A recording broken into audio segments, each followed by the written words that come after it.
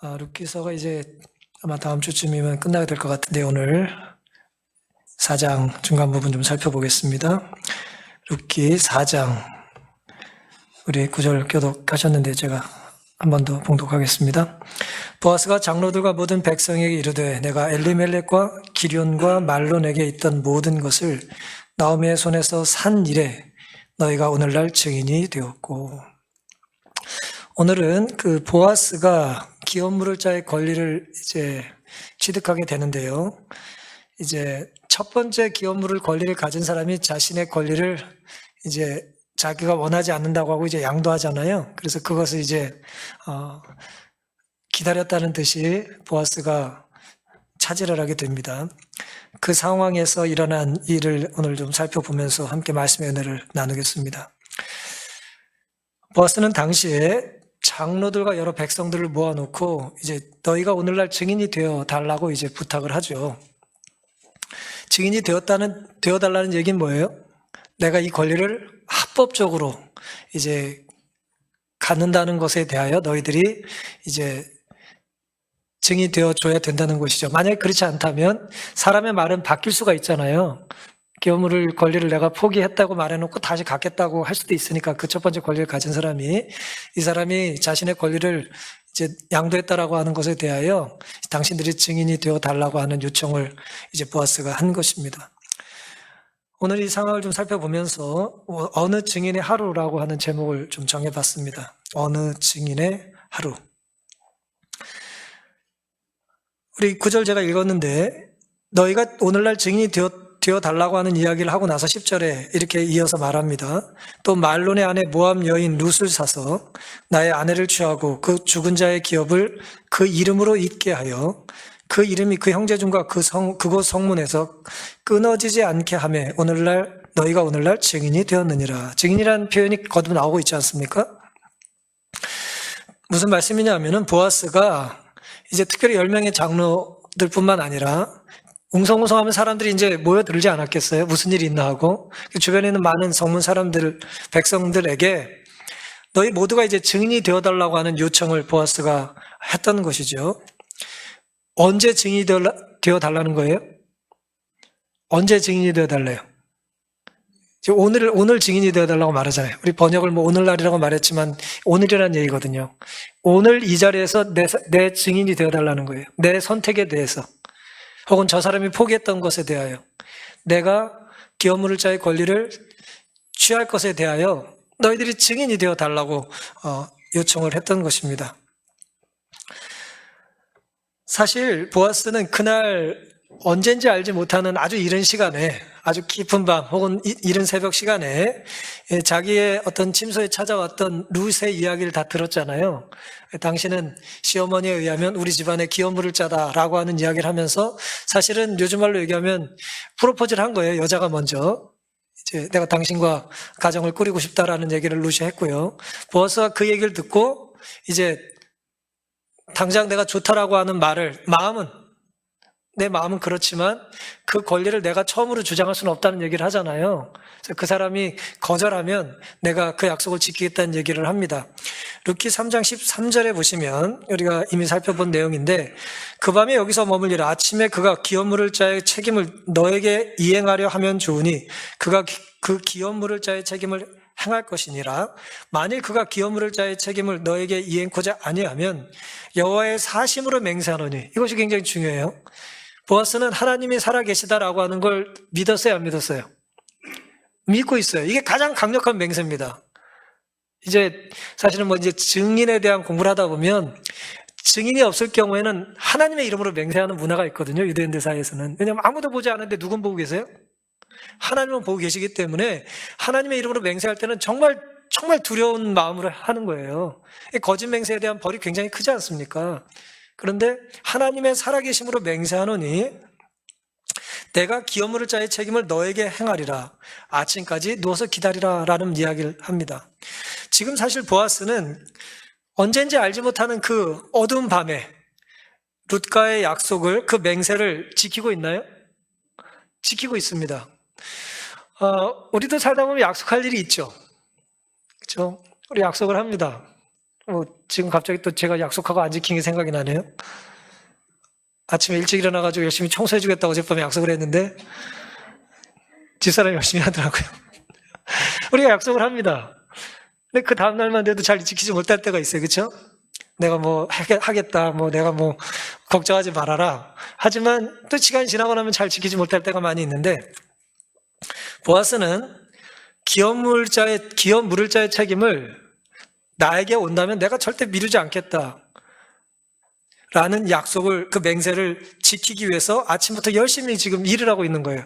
성문에서 장로님들을 불렀고, 또 기업 물을 자가 지나갈 때 붙잡고 여기 좀 앉아봐라.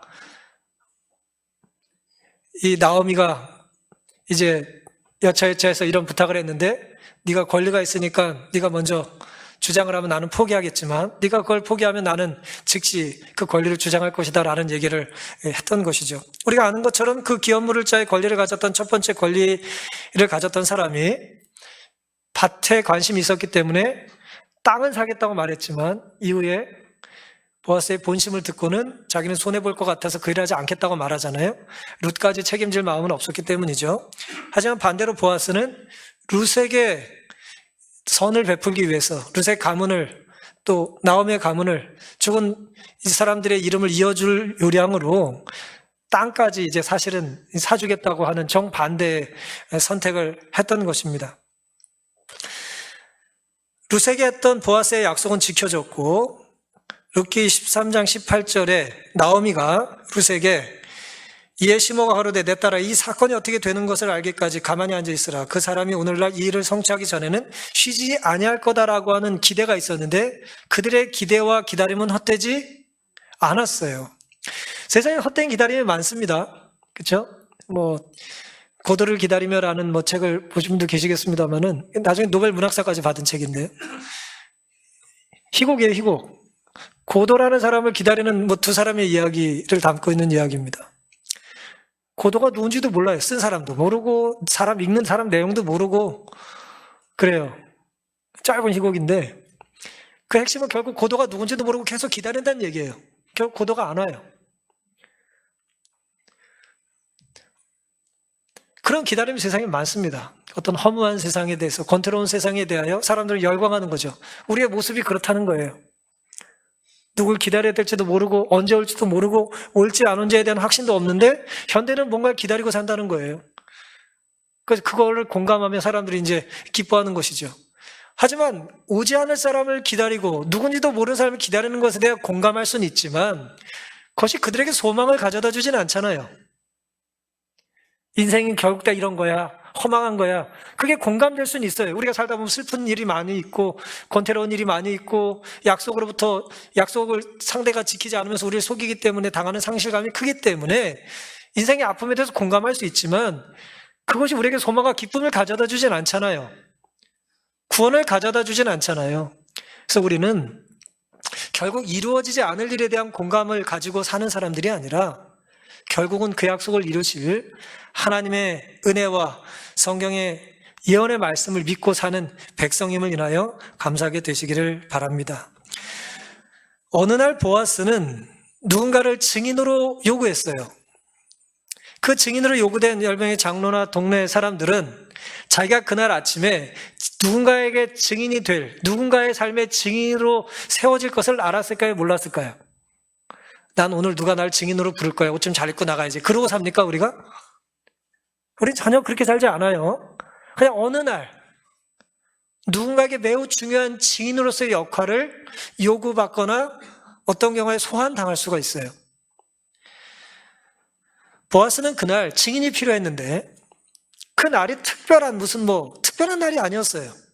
일상의 하루와 같은 날이었습니다. 특별한 증인이 또 필요했던 것도 아니에요. 물론 여자라든지 노예들은 죄송하지만 증인이 될 수가 없었지만 고대 문화에는 내가 오늘 증인이 될지도 모른다는 생각을 가지고 그날을 시작한 게 아니란 말이에요. 우리가 사실 살다 보면은 매우 중요한 어떠한 일이 일상의 삶 어느 날에서 우리에게 벌어진다는 걸 알게 돼요. 그러니까 평상시와 같은 날인 거예요. 똑같은 날, 뭐 특별한 시간이 아니라 일상적인 습관대로 우리가 사는 삶의 한가운데 때로 어떤 사건들이 벌어지는 것입니다. 그래서 우리는 중요한 일을 위해서 사실은 별로 준비할 게 없어요. 어떤 면에서. 대단히 무슨 중요한 일인데 지금 사실 이 증인이 되는 일, 증인으로 서달라는 일은 매우 중요한 일인데요. 이 나오미 가문의, 룻의 가문의, 보아스 가문의 매우 중요한 일이잖아요, 이게. 근데 이 중요한 일이 사실은 뭐 대단히 크게 준비할 게 없었다는 거예요. 어떤 의미냐? 증인이 되어달라고 하는 요청을 위해서 보아스는 그들을 돈을 주고 살 수가 있어요, 없어요? 돈을 주고 매수할 수 있는 증인들이 아니라는 거예요. 보아스가 가진 어떤 영적인, 어떤 물리적인, 그가 가진 어떤 그 도시에서의, 베들레헴에서의 어떤 힘을 가지고 넌 나의 증인이 되어달라고 강제할 수 있는 것도 아니었다는 거죠. 제발 내 증인이 되어달라고 손이 발이 되도록 빌 필요도 또 빌 수도 없는 거예요. 그저 일상의 삶에서 내 선택을 좀 너희가 증인이 되어줄 수 있겠냐라는 요청을 받은 것입니다. 물론 나오미의 집안에 이제 부동산을 매입하고 또 룻을 아내로 취할 수 있는 권리를 갖는다는 것에 증인이 되어달라는 건 뭐 대단히 어려운 부탁은 아닐 수 있어요. 그게 무슨 잘못되면 내가 물어내야 될 일은 아니니까 뭐 대단히 뭐 어려운 증인으로서의 부탁은 아닐 수는 있겠습니다만은 보아스에게서는 이 경우에 그들에게 이제 증인으로서 이제 요청을 하는데요. 세상은 혼자 살 수가 없는 세상입니다. 결코 우리는 혼자 살 수 있는 세상이 아니에요. 하나님이 그렇게 만드신 거예요. 의지하며 살도록 만드셨죠. 따라서 아쉬울 것 없는 것 같은 사람도 아쉬운 소리 하기 싫어하고 또 아쉬운 소리를 하지 않을 만큼 자기 관리를 잘하는 사람들 있잖아요. 남한테 없는 티 내지 않고 힘든 소리 하지 않고 절대 남에게 아쉬운 소리 하지 않을 수 있어요. 굶으면 굶었지 난 아쉬운 소리 안 한다. 내가 뭐 어려움을 어려웠지 내가 남에게 도와달라고 손을 내밀지 않겠다. 그런 분들 있단 말이에요. 그런데 그런 분이라 할지라도 결국 아쉬운 소리를 해야 될 순간이 있을까요, 없을까요? 결국 있습니다. 어떤 사람이 이렇게 말할지 몰라요. 내가 아쉬운 소리 하느니 죽겠다. 아, 죽고 나서는 뭐 누구는 그 사람 뭐 챙겨주지 않습니까? 그렇잖아요. 어쨌든 우리의 삶에는 누군가를 의지하며 살 수밖에 없어요.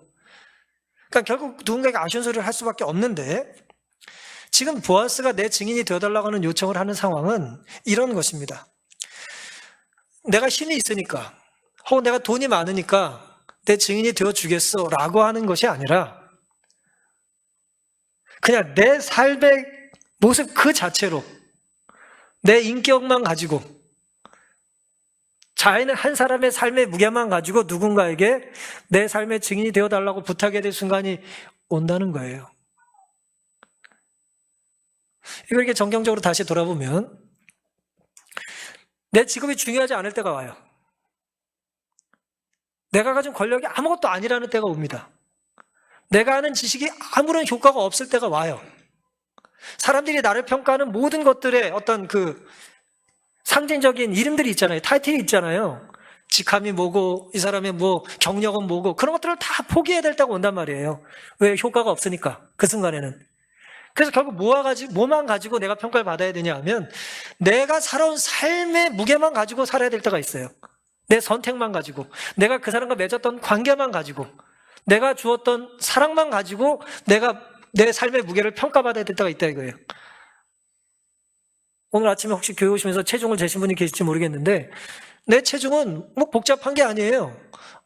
어제 저녁 먹기 전에 체중에 저녁 먹은 걸 더하면 내 체중이에요. 화장실 간 거 빼면 내 체중입니다. 뭐 복잡한 게 아니에요. 체중을 잴 때 사람들이 직업이 무슨 아주 잘 나가는 직업이면 5kg 빼주고 그런 거 없어요? 그냥 내 체중이에요. 그런 것처럼 내 영적인 삶에 순수하게 내 영적인 무게만 가지고 영성만 가지고 누군가에게 뭔가 부탁해야 될 때가 있다는 거예요. 다시 한번 말씀드립니다. 내가 돈을 잃어버릴 수 있어요. 그쵸? 누가 우리 집 와서 돈 다 훔쳐가면 끝 아닙니까? 아유, 요즘 뭐 다 카드 있고 통장 있으니까 걱정 없어. 아니에요? 다 훔쳐갈 수 있어요. 네? 내가 가진 모든 것을 다 잊어버린다 할지라도 잃어버릴 수 없는 것만 가지고 살아야 될 때가 와요. 그게 뭐냐는 거죠. 요즘 언론에 보면은 유명인들이 체육인들이나 연예인들 특히 좀 그런 것 같습니다. 하루가 멀다 않고 이렇게 학폭 문제가 뉴스에 자꾸 나와요. 수십 년 전 일이고 길게는 짧게는 이제 10년 전 일이겠죠. 학창 시절에 아이들이 친구들을 이렇게 좀 괴롭히는 일. 옛날에 그런 게 없었던 건 아니죠. 옛날에도 그런 게 없지 않아 있었습니다만은 그게 이제 묻히고 지나가고 혹은 그러려냐고 지나가고 극복하고 지나가고 혹은 평생 저 나쁜 사람 그러면서 이제 살던 것이 이제는 1인 미디어 시대가 되니까 내가 마음만 먹으면 마음대로 뭐 할 수 있어요? 편집장이 될 수 있고 이렇게 기자가 될 수 있기 때문에 이렇게 언론을 이제 이용할 수 있는 거죠. 유튜브 같은 게 있기 때문에. 아주 오래전 일이 오늘 나에게 영향을 주는 거예요. 뭐 때문에? 내가 살아온 그 한날에 누군가의 증언 때문에 그런 거예요. 증인이죠, 한마디로 말하면.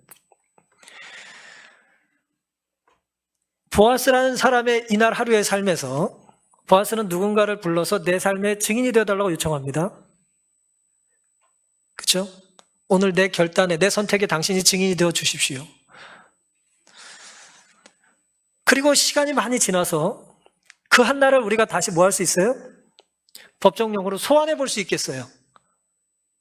언제, 어디서, 당신이 그때 무슨 말과 무슨 행동을 했는지를 그때 증인을 소환해서 들어보자는 거예요. 누구는 증인의 말을 들어봤더니 거듭 뭐가 나와요? 안 좋은 이야기가 나오는 것입니다. 자기가 했던 거 다 잊어버리잖아요. 보통 나쁜 짓 하면 다 잊어버리잖아요. 근데 그 사람은 너무 큰 상처를 받고 나에게 안 좋은 이야기를 자꾸 들려주는 거예요. 당신이 나에게 그렇게 나를 상처를 주고 그렇게 괴롭혔다는 안 좋은 얘기가 있는 반면에 누군가는 뭐예요? 다 잊어버렸는데 무슨 얘기를 해줘요? 그때 네가 나에게 정말 도움을 많이 줘서 내가 괴로웠는데 용기가 됐다. 힘이 됐다. 그때 얼마나 기뻤는지 모른다. 마태복음 25장에 예수님께서 하셨던 양과 염소의 이야기와 똑같은 이야기가 들리는 것입니다. 한날의 삶을 소환했더니 누구는 계속해서 추문을 얘기하고 누구는 계속해서 미담을 얘기하는 거예요. 흔히 기자들은 밝혀진 것만이라는 말을 하길 좋아합니다. 되게 두려운 말이죠. 밝혀진 것만? 얼마야? 그러면 안 밝혀진 게 뭐예요? 더 많은 것 같은 그런 뉘앙스가 있잖아요. 마치 무슨 빙산의 일각처럼 말이에요. 90%, 95%는 땅 밑에 이렇게 있는 거예요. 조금만 나와 있는 거예요. 물론 억울할 수 있습니다. 공정하지 않은 것일 수도 있어요. 왜곡된 것일 수도 있습니다. 하지만 이 밝혀진 것만이라는 것에 긍정적인 면도 있는 거예요. 들춰보고 추적하고 추적했더니 뭐예요? 점점 좋은 이야기가 들리는 사람도 있지 않겠어요? 보아스는 그날 사람들을 불러서 내 삶의 증인이 되어달라고 말을 했는데 그 말하는 데 있어서 보아스는 당당했어요. 이기적인 지금 선택을 하고 있는 게 아니잖아요. 내가 이 사람을 돕고 싶은데 당신들이 이 내 선택에 대하여 증인이 되어 달라. 내가 돕는 일에 방해꾼이 되지 말라는 거예요. 협력해 달라는 거예요. 우리는 언제 당당할 수 있을까요? 이게 운동을 많이 해가지고 이렇게 어깨가 딱 벌어지면 당당합니까? 우리 언제 당당할 수 있습니까? 학생들이야 공부 잘하면 당당하고 운동선수야 운동 잘하면 당당할 수 있죠. 하지만 그런 당당함 말고 그냥 우리의 삶이 언젠가 맞춰질 때, 우리의 삶을 되돌아봤을 때 내가 당당한 삶을 살았다 혹은 내가 당당하지 못했다라는 평가는 뭘 기준으로 하겠냐는 거예요. 지금 고관절이 멀쩡하니까 당당합니까? 아니에요. 그런 게 아닙니다. 결국 보아스의 당당함은 어디서 왔냐면은 하나님의 뜻을 그 순간 자기가 행하고 있다고 하는 확신 때문에 온 거예요. 나는 지금 하나님을 대신해서 일하고 있다고 하는 확신이 그를 당당하게 증인들에게 증인을 서달라고 요청할 수 있었던 것이었습니다. 그게 오늘 우리의 삶에서 필요한 것이죠. 그가 돈이 많았기 때문에 혹은 능력이 많았기 때문이 아니라 그가 하나님 말씀에 순종하는 삶을 살았기 때문에 그는 당당할 수 있었던 것입니다. 오늘 우리의 삶에 지난 1년 혹은 2년 혹은 3년 우리가 교회 조합과의 일 때문에 이 증인의 필요성을 저희가 여실히 느끼고 있는데요. 오늘 우리의 삶에 또 살다 보면 때로 억울한 일이 있다 할지라도 우리가 하나님 앞에, 사람들 앞에 하나님의 뜻을 온전히 수행함으로 당당한 그런 모습이 우리에게도 있게 되기를 간절히 바랍니다. 증인을 소환해도 부끄럽지 않는 선택이 오늘 우리의 선택이 되기를 간절히 바랍니다. 11절에 보시면 성문에 있는 모든 백성과 장로들이 가로되 우리가 증인이 되겠다 그랬어요. 당신들이 증인이 되어달라고 당당한 요청을 받고 이 사람들도 즐겨 증인이 되었습니다. 어떻게 이것이 가능할까요? 평소에 보아스가 어떤 사람인지 알아요, 몰라요? 알아요. 지금 또 무슨 꿍꿍이를 꾸미고 있는 거야? 일단 다 들어보고 일단 시간 좀 지나가 나서 보고 그렇게 말하지 않았어요. 보아스의 부탁을 듣자마자 내가 너의 선택에 뭐가 되겠다고요? 증인이 되겠다고 이제 지체하지 않고 말을 한 거예요. 우리가 살다 보면 못 들은 채 하고 싶을 때가 있어요. 뭐라고? 이렇게. 그러면 그 다음에 뭐라 그래요?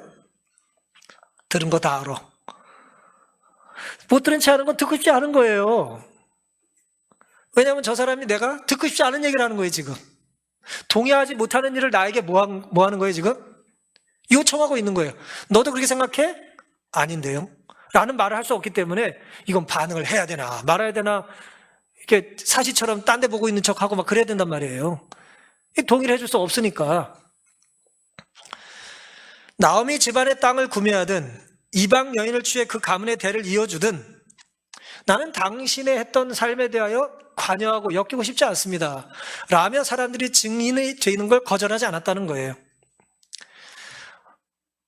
왜 그랬을까? 당연히 보아스의 평소의 베들레헴에서의 삶은 사람들에게 당신의 선택이라면 나는 존중한다는 그런 신뢰를 얻었기 때문이겠죠. 예를 들어 이렇게 말할 수 있지 않겠습니까? 아무것도 묻지 말고 내 부탁을 들어줄래? 라고 말한다면 그 말의 문장, 그 명제는 똑같다 할지라도 그 말의 반응은 전혀 다르게 나타나겠죠? 평상시에 늘 믿을 만한 행동을 한 사람에게는 충분히 믿을 만한 이유가 있으니까 아무것도 묻지 말라는 말 자체에 이 사람이 내가 듣지 않아도 괜찮은 일을 하나 보다 라고 말하고 동의해 줄 수 있을 겁니다. 하지만 평생의 삶이 그렇지 않다면 어떻겠어요? 있는다고 다 얘기해도 못 믿을 만한 사람인데 아무것도 얘기하지 말고 내 말 들어달라면 누가 그걸 들어주겠냐 말이에요. 들어줄 수가 없는 것이죠. 흠집 물건을 들고 온 게 뻔한데 이거 좀 보관해 주세요. 그럼 어떻게 되겠습니까? 뭐 장물합이 될 일이 있어요? 그 물건을 보관해 줄 수가 없는 것입니다.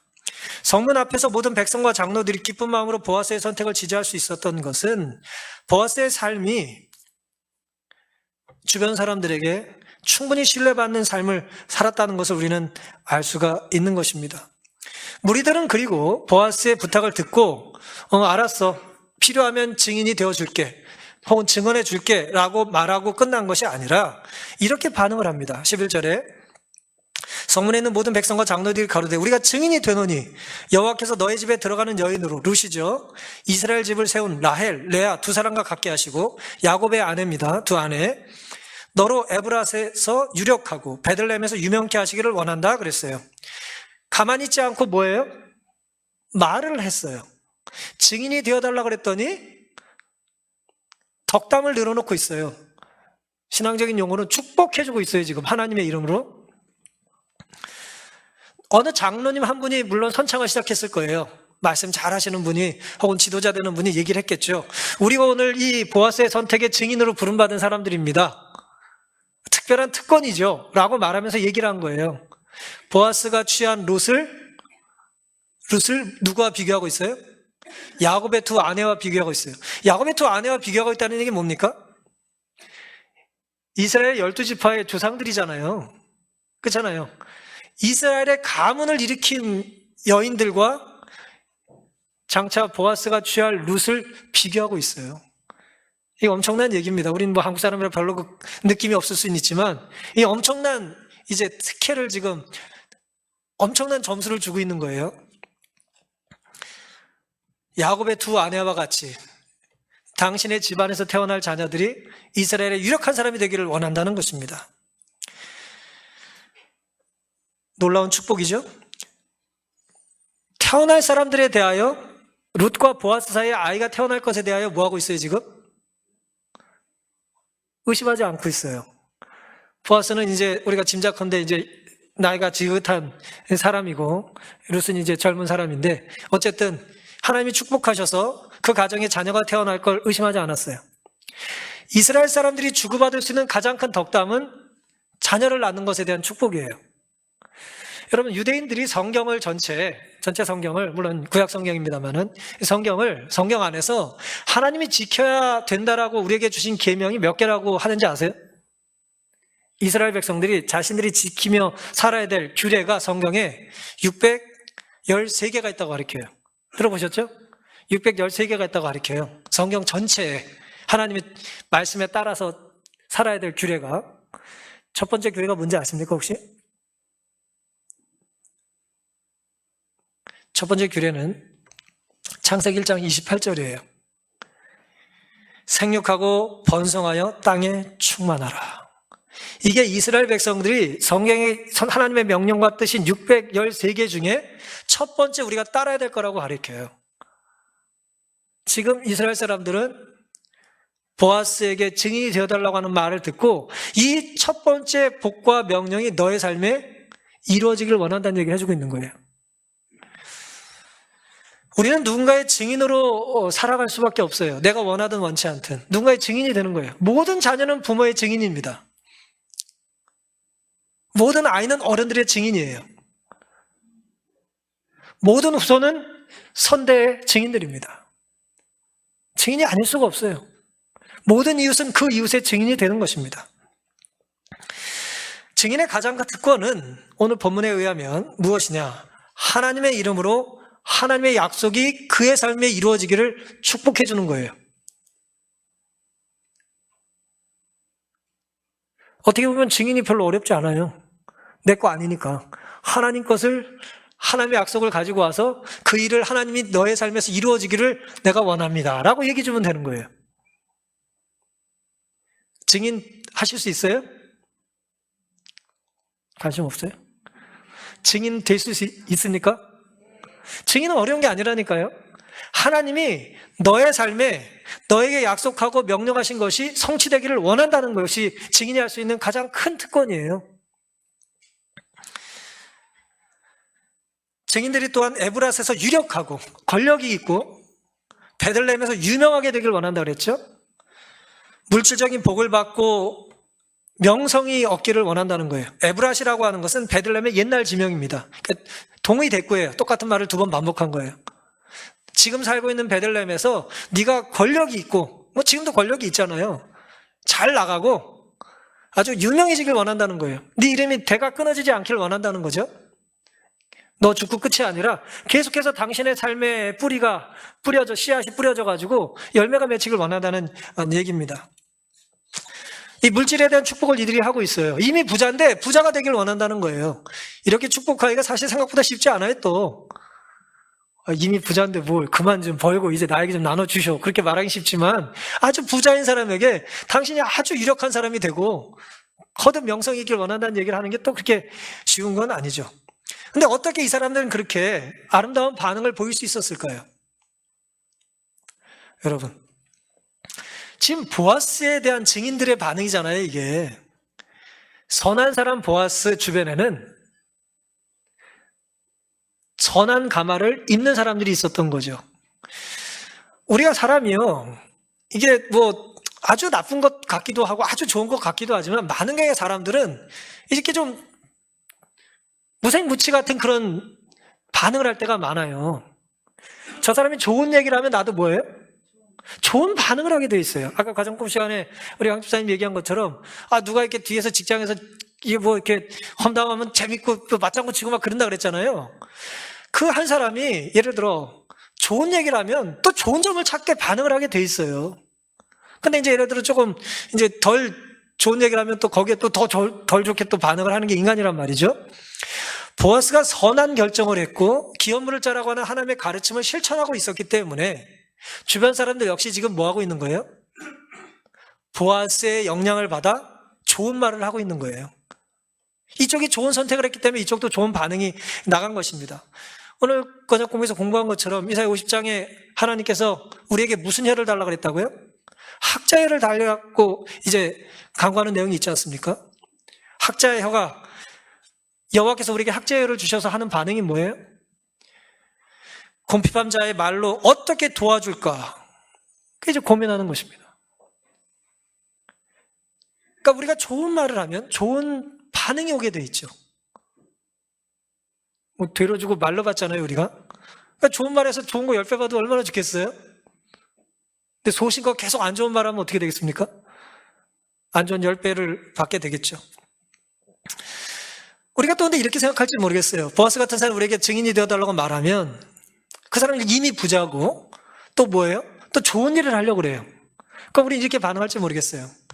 나도 저 정도 부자라면 뭐 나오미의 밭이 아니라 뭐 나오미의 친척들 밭까지 사주겠다. 네? 룻이 아니라 뭐 룻의 친정 동생들도 다 데려다 키우겠다. 그런 생각할 수 있을까요, 없을까요? 저만 합니까?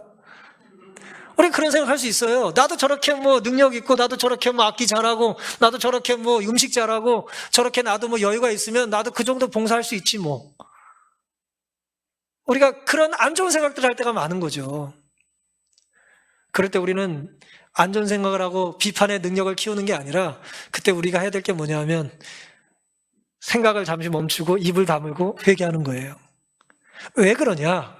지금 하나님께서는 보아스는 보아스의 삶에 대한 평가를 하시는 거고 증인으로 부탁받은 사람들은 증인으로서의 언어와 행실을 언젠가 평가하실 거예요. 그럼 내가 보아스보다 가난하지만 보아스처럼 선한 삶을 살지 못했지만 지금 보아스가 선택했던 것에 대해서 내가 뭐 할 수 있어요? 축복해 줄 수 있잖아요. 얼마든지. 결국 하나님 것을 가지고 하나님이 저 사람에게 베풀기를 원한다는 축복하는 게 증인이 하는 일인데 우리는 증인이 될 수 있는 많은 기회를 놓칠 때가 있다는 거예요. 남에게 축복해 줄 수 있는 기회. 왜? 나보다 더 잘 나가는 사람을 더 잘 나가게 해달라고 기도하는 게 아주 거룩한 기도라니까요. 아주 어려운 일이란 말이에요.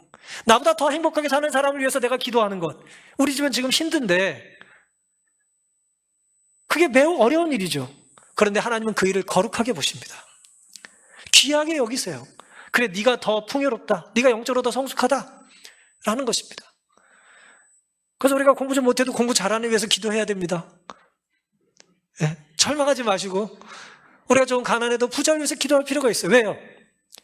하나님이 그에게 맡기신 부를 그 사람이 하나님대로 쓸 수 있도록 우린 기도하는 일에 동역자가 되어야 하는 것입니다. 그래서 유력하고 유명한 사람이 되게 해달라는 기도, 그 기도하는 사람을 하나님은 귀하게 여기시는 것입니다. 따라서 오늘 우리가 우리 주변에 보아스 같은 사람들이 하나님 앞에 아름답게 봉사하고 헌신할 수 있는 영적인 토양과 토대와 후원자가 될 수 있도록 우리가 아름다운 증인의 삶을 살기로 결심하는 우리가 되기를 간절히 바랍니다. 4장 12절에는 여호와께서 그 소년 여자로, 표현이 좀 이상한데 그 룻을 젊은 여자니까 소년 여자로 너에게 후사를 주사, 그러니까 자식을 낳게 해주겠다는 거예요. 하나님께서 너의 집으로 다말이 유다에게 낳아준 베레스의 집과 같게 하시기를 원한다 그랬어요. 이 말씀은 좀 굉장히 뭐라고 할까요? 곤혹스러운 말씀인데요.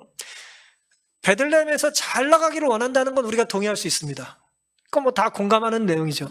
근데 지금 12절은 우리가 지난 시간에 사실 좀 살펴봤는데 창세기 38장에 보면은 유다 집안의 이야기가 나와요. 야곱의 12아들을 낳은 이제 두 여인처럼 룻이 됐으면 좋겠다는 얘기는 좋아요. 아주 거룩한 일이니까.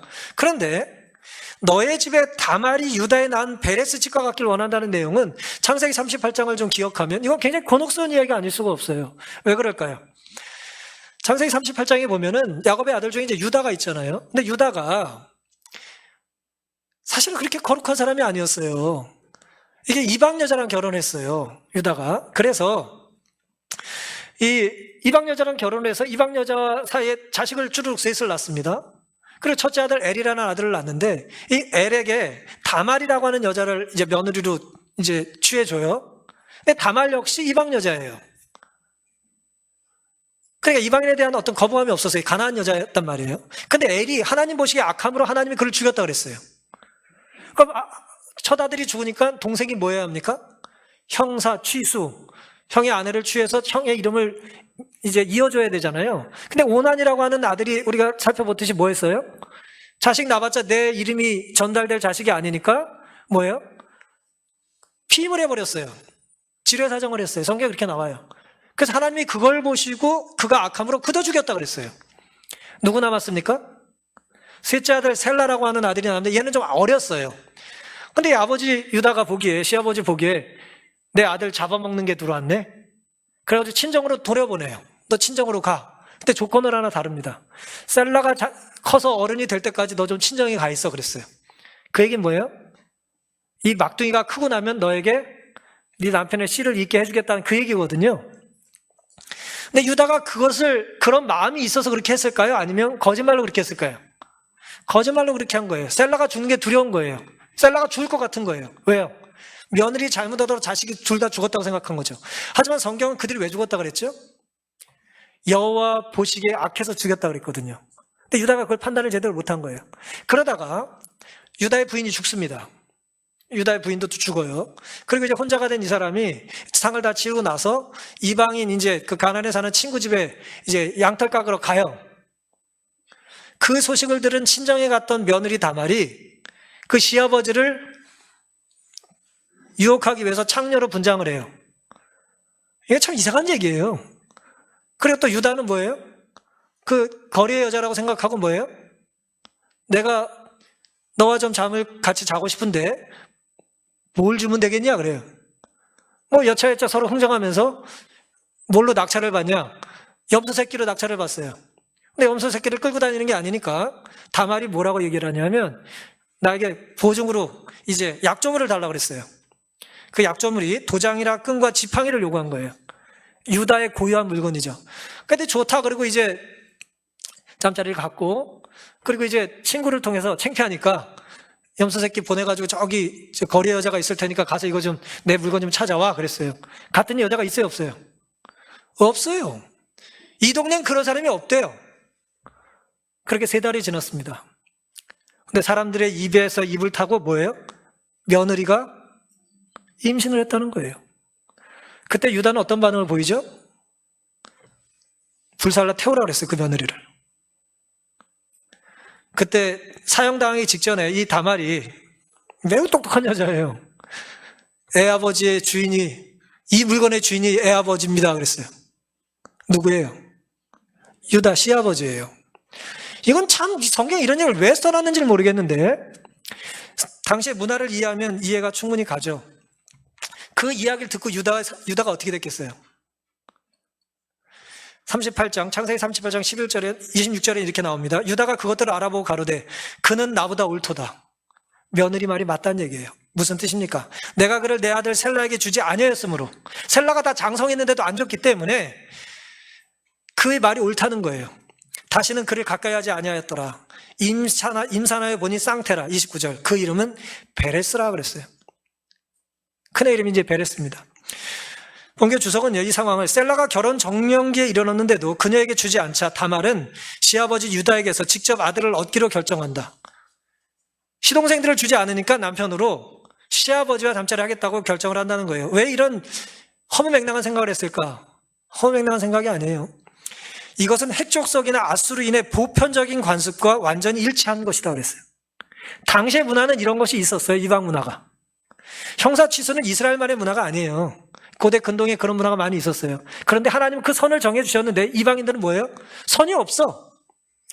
필요하면 시아버지도 그걸 대신할 수 있는 거예요. 해족속과 아수르인의 법률에는 형제들도 소용이 없을 경우 죽은 자의 아버지가 형사 치수의 의무를 이행하게 하는 규정이 포함되어 있다 그랬어요.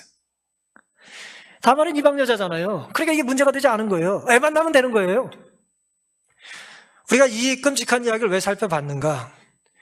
이 보아스의 가문을 축복하는 그 증인들의 이 축복의 내용 중에 이 보아스 집안이 계속 이랬으면 좋겠다는 얘기를 하는 거 아니에요 지금? 야곱 집안처럼 됐으면 좋겠다? 그러면서 뭐라 그래요? 이 베레스 집안처럼 됐으면 좋겠다는 얘기를 한 거란 말이에요. 화목하고 이상적인 가족으로 보여요? 아니면 거짓과 음모와 술수가 가득한 것처럼 보입니까? 시아버지는 며느리를 속였고 며느리는 시아버지를 등치고 있는 거잖아요. 하지만 놀랍게도 이렇게 태어난 집안의 자손이 누구예요? 보아스예요. 그리고 보아스가 또 이제 뭐예요? 다말처럼 이방 여인 룻을 아내를 취하게 되는 거예요. 그러니까 유대인들의 이스라엘 사람들의 사고 속에 특별히 이 유다 지파에 유력한 사람 아니에요? 지금 보아스가? 유다 지파에 유력한 사람이 그런 좀 부끄러운 과거의 역사를 통해서 태어난 이 아들이 이 사람이 또 여자를 취해서 자손을 낳을 때 그 집안처럼 되기를 원한다는 얘기죠. 우리가 동의하기 쉬운 건 아니에요. 정서적으로. 하지만 그들에게 있어서는 이것이 놀랍게도 문제가 되질 않았던 것입니다. 왜 그랬을까요? 하나님은 버림받은 여자, 다말도 속임받고 버림받은 여자고 룻도 뭐예요? 시아버지가 죽고 남편이 죽고 외롭게 사는 이방 여자잖아요. 이런 상처 입은 여자를 통해서 놀라운 일을 행하실 수 있습니까? 놀라운 일을 행하셨어요. 정말 놀라운 일이에요. 그게 정말 놀라운 일이에요. 어떻게 그런 순결하고 성결한 여자가 아니라, 거룩한 여자가 아니라 어떻게 이렇게 정말 추문이 가득한 집안에서 이렇게 태어나게 하셨느냐라고 하는 거예요. 결국 이 집안 뿌리가 이제 결국 다윗의 조상이 되고 예수님의 조상이 되는 그 가문이 되는 것입니다. 예수님이 어려서 늘 듣던 말 중에 하나는 아버지가 로마 병정이라고 하는 놀림이었대요. 아버지가 누군지 모르는 거예요. 우리는 부끄러운 과거를 딛고 지금까지 온 사람들입니다. 한 집안을 파고 팔고 파서 한 개인의 삶을 뒤집고 뒤집어서 부끄럽지 않은 사람이 누가 있겠어요? 우린 다 부정한 사람이고 피투성이처럼 사는 사람들입니다. 하나님이 가려주시고 덮어주시고 못 본 채 하시고 못 들은 채 하시는 것이죠. 근데 놀랍게도 필요하면 하나님은 그걸 사용하신다는 거예요. 네가 부정하지 않고 인정한다면, 네가 불신하지 않고 믿는다면, 네가 두려워하지 않고 나를 확실히 쫓아온다면 나는 그런 너를 통해서 위대한 일을 하겠다는 거예요. 사진 한 장 좀 보여주시기 바랍니다. 이분 누군지 아시죠? 연세대학교 철학교 교수로 은퇴하신 김영석 교수입니다. 이분이 1920년생이세요. 이제 좋은 책을 많이 쓰셨는데요. 아직도 살아계세요. 이게 아날로그가 이제 99까지만 계산이 된대요. 이분이 지금 100살이 넘어가지고 102살이 되니까 01, 02 그렇게 나온답니다. 1살, 2살에 이제 다시. 이분이 얼마나 연세가 많으신 분이냐면 윤동주 시인이랑 공부를 같이 했어요. 그리고 안창호 선생님의 제자입니다. 아주 오래된 분이에요. 아주 옛날 분이에요. 아주 성품이 좋고 훌륭한 기독교인이거든요. 근데 이분이 뭐 좋은 글도 많이 쓰시고 이제 그런데 언젠가 이분의 개인의 삶에 대한 다큐를 방송에서 하는 걸 제가 보고 감동을 받은 일이 있어요. 저는 이제 이분에 대한 책을 몇 권 봐서 이분이 어떤 생각을 갖고 어떤 삶을 살았는지 좀 아는데 그 다큐에서 이제 그걸 계속 이제 촬영하고 있었습니다. 그분이 중앙고등학교에서 선생님 노릇하다가 나중에 이제 연세대학교 철학교로 가셔서 거기서 은퇴하셨는데요. 그분이 가르쳤던 학교 교정의 제자들, 성공한 사람들, 대부분의 예를 들어 정지석 주기경 같은 분이 그분 제자예요. 지금 90대신 분이. 그 아주 대단한 이제 제자들을 이제 양성하신 훌륭한 분인데 이분이 이제 예를 들어 이제 기자와 함께 이제 어느 날 차를 타고 가는 걸 촬영을 했습니다. 버스에 올라타셨어요. 저 연세 잘 고르세요. 버스에 올라타셔서 카드를 딱 대고 그냥 가신 게 아니라 감사합니다 그러면서 버스를 타셨어요. 그런 분들 계시잖아요. 감사합니다. 그랬더니 기자가 묻습니다. 왜 감사하다고 말씀하셨어요? 그랬어요. 그랬더니 그분이 이렇게 대답을 하셨습니다. 내가 감사하다고 하면 저 사람 기분이 좋아질 거고 자기 직업에 자부심을 갖게 된다는 거예요. 그리고 그 사람도 나에게 친절해진다는 거예요.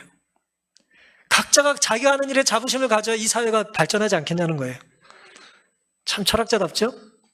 제가 그래서 그분의 글에 대한 것들을 읽고 많은 감동을 받았던 건 다 뒤로 하고 그 장면이 딱 멈춰졌어요.